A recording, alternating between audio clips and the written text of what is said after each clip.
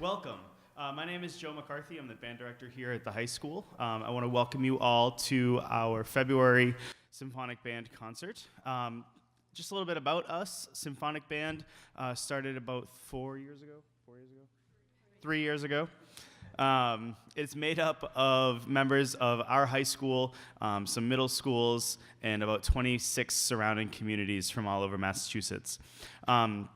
We are a part of our Nashoba Friends of Music, which is our high school boosters organization, and we are sponsored by a number of cultural councils throughout the surrounding towns. So thank you to those folks who help bring us to be able to do the things that we are able to do. Couple other quick reminders. Please make sure that all of your cell phones or anything that might make noise is turned off.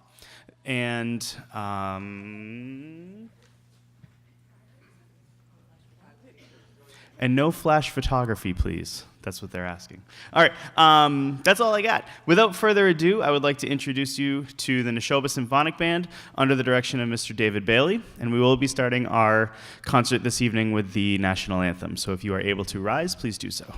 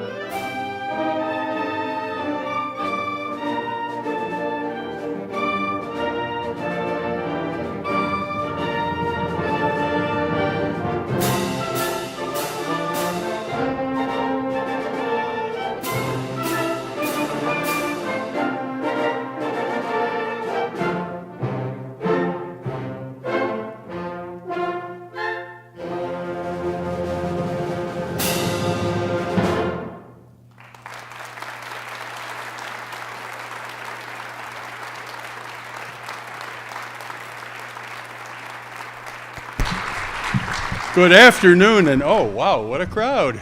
It's good to see you all. Well, here we are once again, and we're happy to be here with what I think is a very interesting combination of types of music from the British Empire.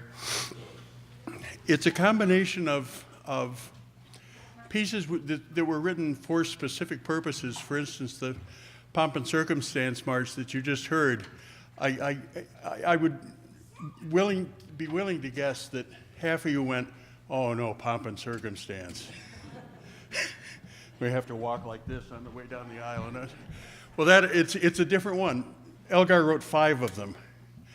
And they were commissioned by Boozy and Hawkes, as I think I put in the program notes, to legitimatize military marches. They weren't written for any sort of specific ceremony. They were written to what he called legitimize the quick step march, which is what everybody marches out on the street to. Those are quick step marches in British lingo. So that's what the Pomp and Circumstance is. The next piece is another use of, well, it's a use of folk material that isn't really folk material. It's songs that it may have at one point been folk songs, but they were standardized. Like our folk music groups in the 1960s, there were all of these sort of faux folk songs. Hang Down Your Head, Tom Dooley. That sort of thing that the groups were singing, and they were called folk groups, but they weren't really folk music. They were music sort of in the style. And that's more or less what this next piece is, only it's based on music that's originally from the Isle of Man, which is just off to the north coast of Britain. And this was a very, very popular piece with, I don't know if any of you were musicians back in the 50s and 60s, but this was a big-time piece that all state bands and larger college bands and things played, and it somehow has disappeared from the catalog, so we rescued it, and we're going to do our best to give you, I think you'll really enjoy this. It's Haydenwood, it's not Heidenwood. Man and Veen, Dear Isle of Man by Hayden Wood.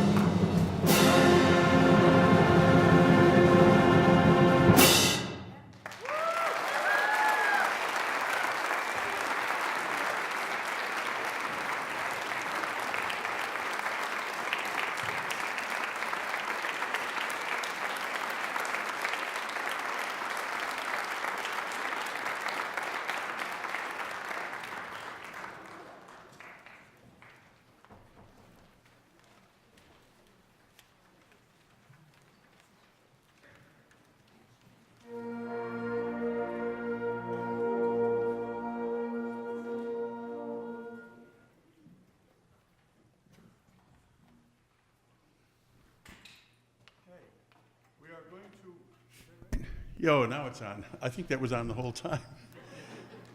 They taught me how to use the mic just earlier. We're going to now turn to a different type of thing, which is taken from original source material.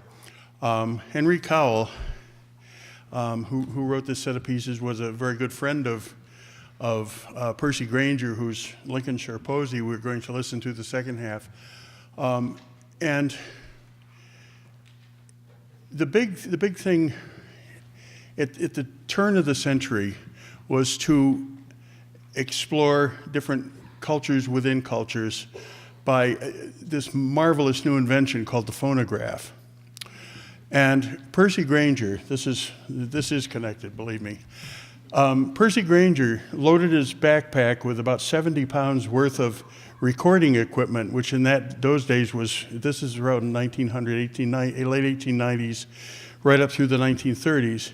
He'd load up his backpack and go through, the backwoods of every place, and he would record different local people singing their music and telling their stories.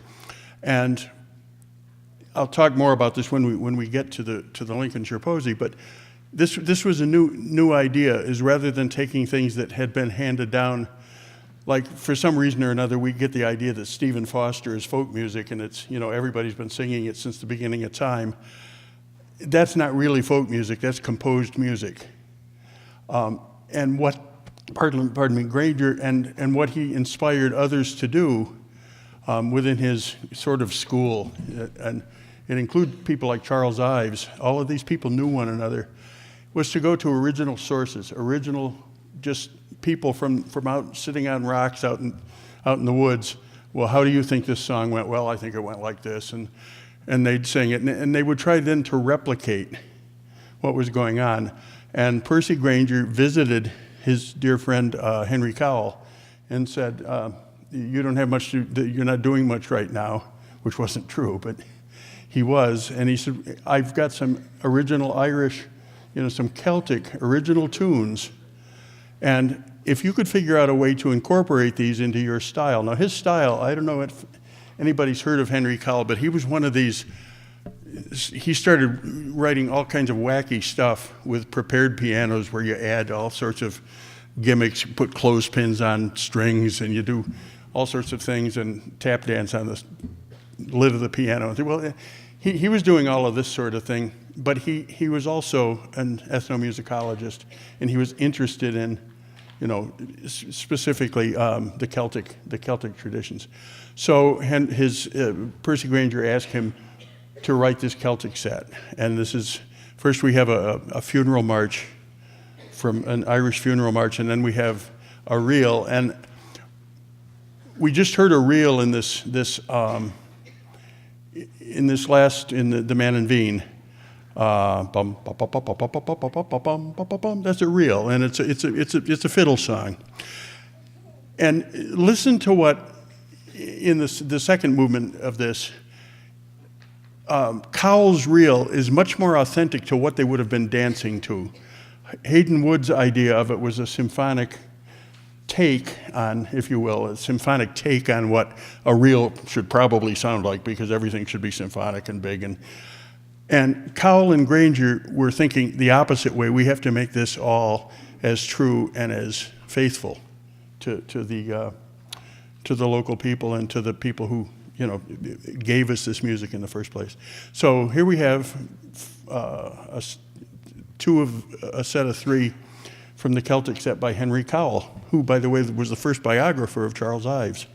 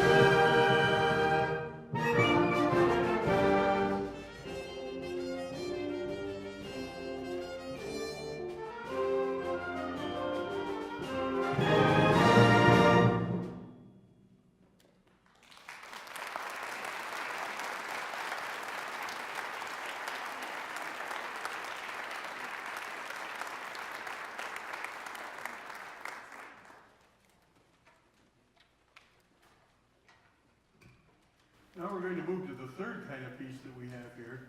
And these are a set of pieces by Leroy Anderson, who's familiar to almost all of us for one thing or another, Sleigh Ride and all of the great music he wrote, The Typewriter and The Waltzing Cat and other forgettable pieces.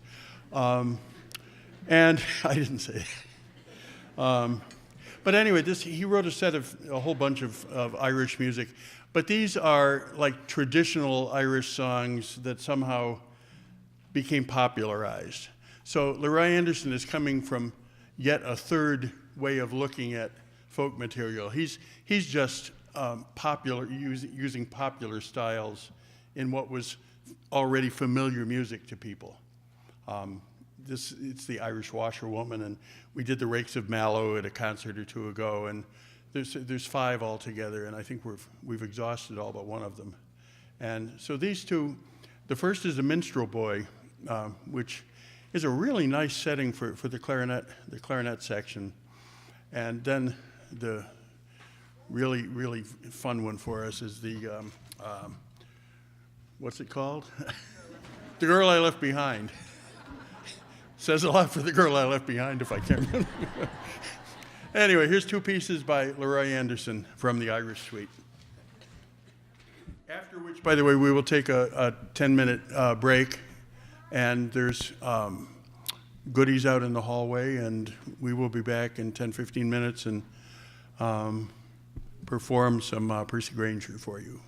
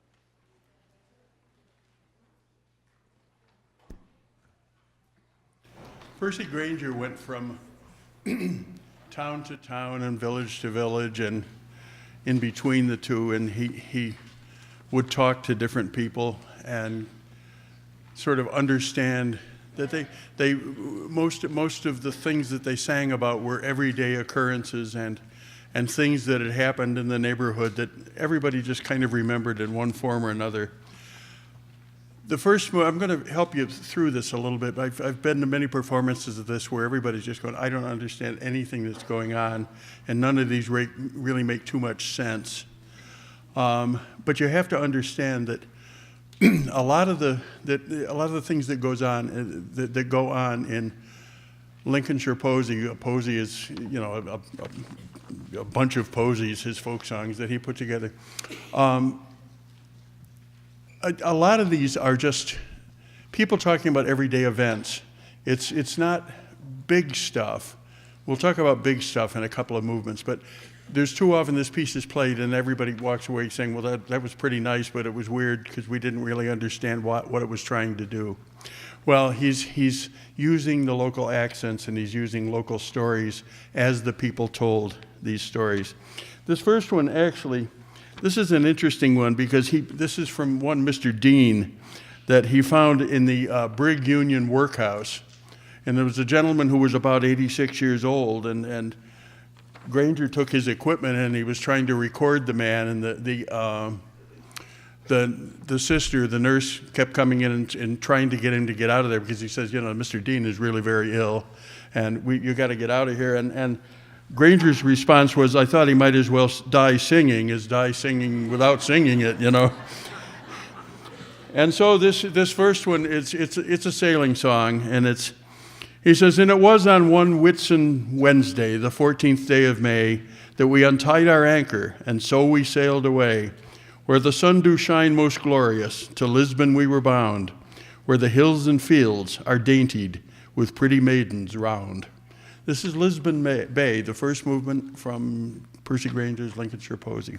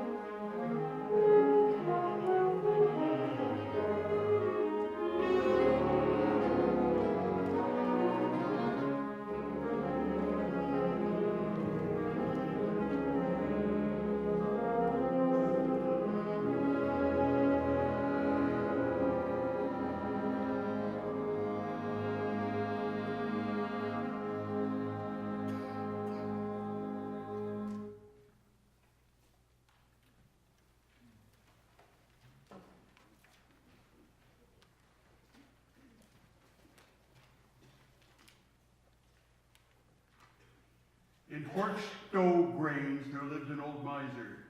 You all do know and have heard of him, as I've heard say. To him and his man that was named Jack Boland that fell out one market day. Pity them who see him suffer. Poor old steel-eye span, John Boland's deeds, they will be remembered, Boland's deeds at Horkstow Grange. With a blackthorn stick, old Steel-Eye struck him, often had threatened him before. John Boland turned round in all a passion and knocked old Steel-Eye onto the floor. John Boland struck him quite sharply. It happened to be on a market day. Old Steel-Eye swore with all his vengeance that he would swear his life away.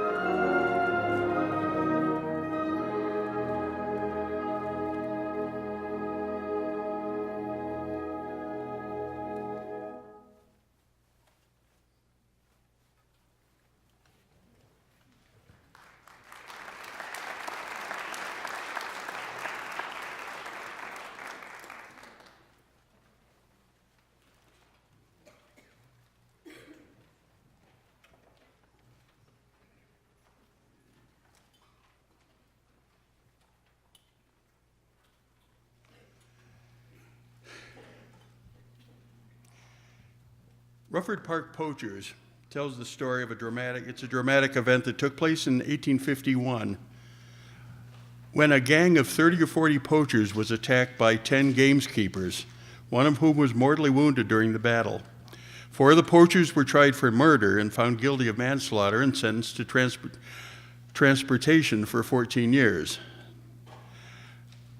And what Granger is doing here, he's taking the story of what happened at the trial of these poachers, and he's describing 4 of the witnesses who tell kind of the same story, but they tell it a different way. Each of them tells it a different way, so that then at the end, they weren't sentenced to death for poaching. They were sentenced to just work in the transportation unit of the local army or the militia. So what's interesting about this is first you hear two people telling the story, and then a third one comes in and tells it a different way, and another one tells it and then the whole crowd tells it a different way. And you hear the melody overlapping all over the place, and it's a very, very interesting, piece of music, and it's a very new way of writing.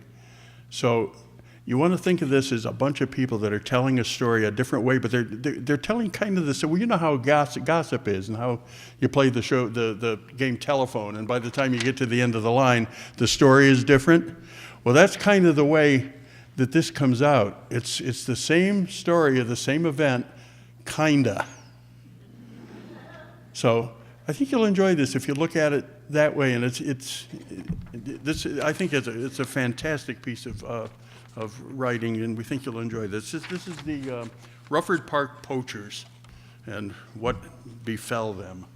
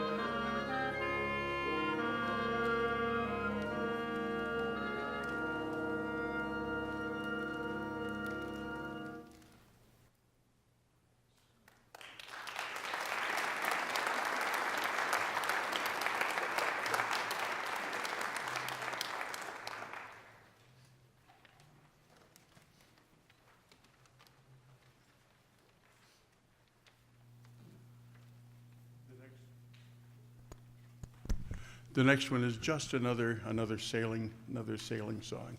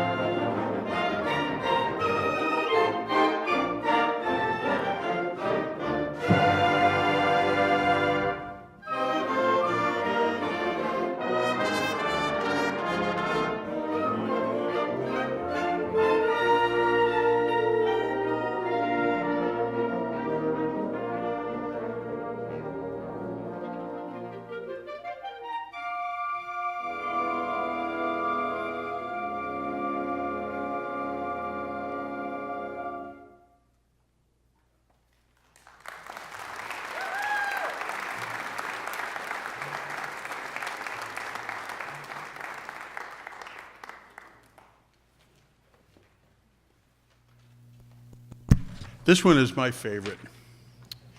This is called Lord Melbourne, who's also the Duke of Marlborough. And Granger liked to tell this story. It's not in his printed notes, but one of Granger's great interpreters was a man by the name of Frederick Fennell, who was the director of the Eastman Wind Ensemble and many, many other wind groups. And towards the end of Granger's life, Fennell spent a lot of time interviewing him and talking to him about all of his different sources that he had for his music. Well, this particular one, he asked around in town, and they said, well, yeah, there's a guy that knows how to sing this, but you're going to have to go and find him. Now, Granger didn't drink, and he didn't smoke, and he didn't swear. Well, he might have sworn, I don't know, but he didn't drink. But they said the only place you're going to find this guy is down at the local pub. And so he went down, and the gentleman that was at the pub sang this for him. And come to find out that what this is like some of the other things, this isn't so much an account of a war, so much as how important this guy that's singing the song was in it.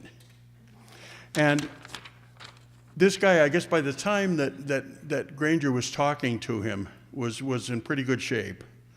And so when Granger wrote the piece, he wrote it much as the guy had sung it to him. And it went something like, and you'll forgive me, I think I scared people in the band the night that I did this, so don't worry too much about it. I am an Englishman by birth. Lord Melbourne is my name. In Devonshire I first drew breath, that place of noble fame. I was adelled by men, by kings and princes likewise. I never faded in anything, but had one great victory. Now on a bed of sickness lie, I am resigned to die. You, generals and all champions hold, stand as true as I. Stand to your men. Take them on board and fight with courage. I've led my men through smoke and fire, but now to death must yield.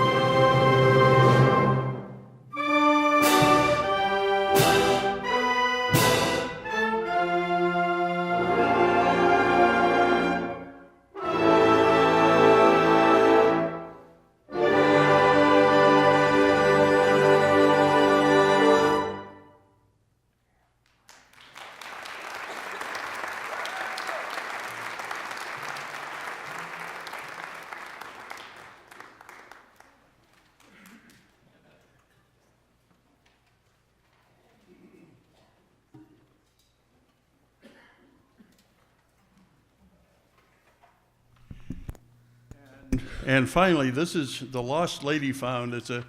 It's sort of a sad story because the young lady disappears, supposedly taken by gypsies, but the townspeople decide that they're going to try another gentleman instead for the murder. And at the last minute, she turns up, and just as they're leading him to the gallows. And so the last verse says, "Then straight from the gallows they led him away. The bells they did ring, and the music did play. Every house in the valley with mirth did resound. As soon as they heard, the lost lady was found."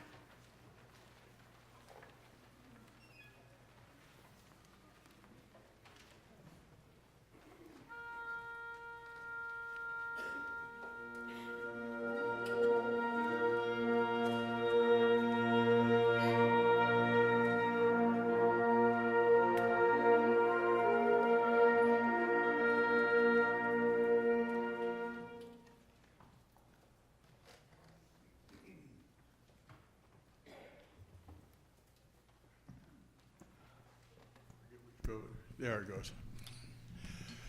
I think Oliver is sort of a come down after, although Dickens was none too shabby. This is from the musical from the 1960s that was based on Oliver Twist.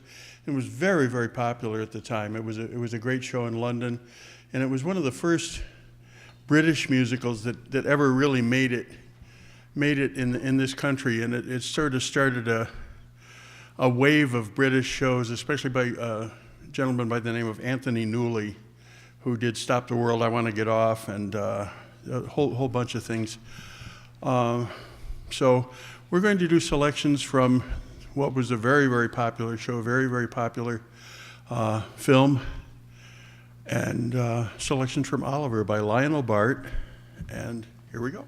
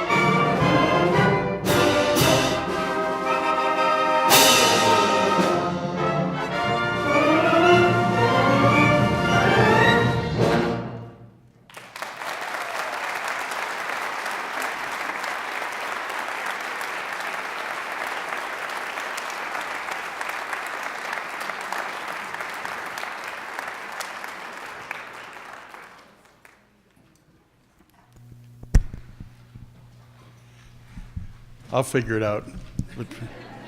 Next concert, I'll figure it out. We're going to conclude today's program with a rousing march by Kenneth Alfred, who's best known for the Colonel Bogey March, March on the River Kwai, the movie and all that sort of thing. And we played this instead because it's a little bit different than his other stuff. It has more of a characteristic feel to it, and this Mad Major was evidently quite a character, above and beyond being quite a war hero and everything. He had idiosyncrasies which made others think that he was somewhat off kilter. So you'll see it's a fun march, but there's quirky little stuff in it that's a lot of fun.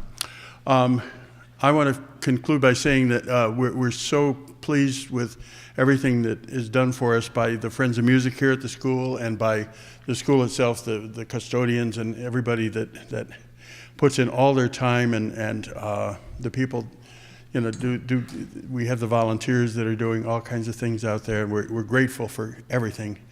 I'm, for one, am grateful for 100 musicians behind me that give up a couple hours a week only for about 8 sessions per concert. And we put in, a lot of time that other groups would take, much, much more time than that. And it has to do with perseverance, personal perseverance on their own, to be ready for each rehearsal and for each concert. And it's a fine thing because they're ready and willing, and most of the time happy to be at rehearsal, depending on my mood that particular evening. I'm an awful slave driver, as you might well imagine. Please put May 5th on your calendar. The next concert is going to be, we're going to do a complete symphony that was written by Johann de May, entitled The Lord of the Rings. And this is music it's a wonderful set of music. Now, this is not the film music. This is music that was written before the film was put out. But to me, it's a little bit more true to the characters and not just playing like theme music every time you mention Hobbiton. There's one theme comes back every time you mention this comes back.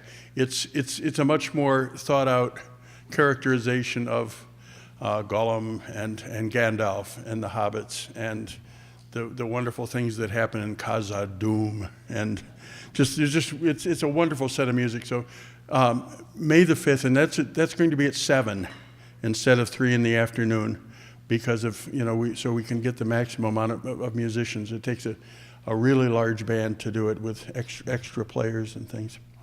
So put that, and then we have our June concert. So we're so happy to see. This is a wonderful audience today. Thank you all for coming, and we're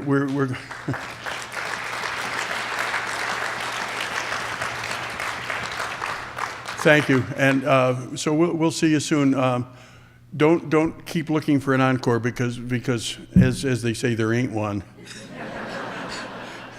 So we've worked very hard for this, and one of the band members says, "Can't we just play Colonel Bogey at the end just for the heck of it?" And I said, "Well, we haven't played it yet." And they said, "Yeah, but we could wing it."